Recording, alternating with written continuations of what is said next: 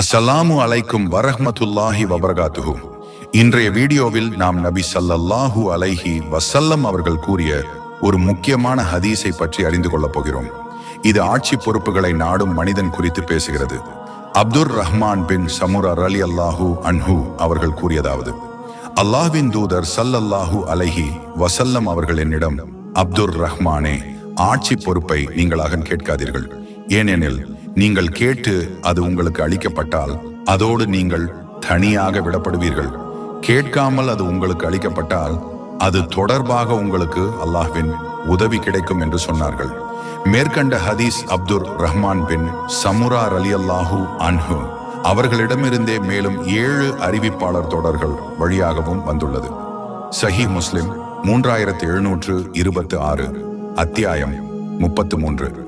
நபி ஸல்லல்லாஹு அலைஹி வஸல்லம் அவர்கள் அடிக்கடி பொறுப்புகளை நாட வேண்டாம் என்று கூறினார்கள். ஆட்சி பதவிகள் கட்டாயமான பொறுப்புகள். ஒருவர் தானாக நாடி பதவிக்கு சென்றால் அவரது செயல்களுக்கு முழுமையான பொறுப்பு ஏற்படும்.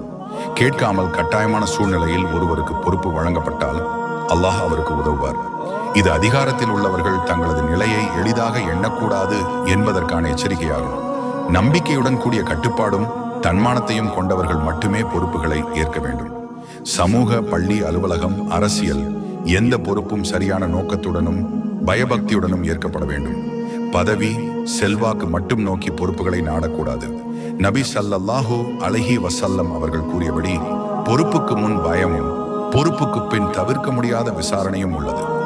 நம் நேர்மை, பக்தி, பயம் இவைகள் இருந்தாலே நாம் பொறுப்புக்கு தகுதியானவர்கள் ஆக முடியும். இந்த ஹதீஸ் நாம் அனைவரும் பதவிகளுக்கு ஓடுவதற்கும் சுயநலத்துக்காக அதிகாரம் நாடுவதற்கும் எச்சரிக்கையாக இருக்க வேண்டும் என்பதை காட்டுகிறது. அல்லாஹ்வின் துணை இல்லாமல் எந்த பொறுப்பும் சுலபமானதல்ல. நபியின் வார்த்தைகள் நம் வாழ்க்கையில் வழிகாட்டியாக இருக்கட்டும்.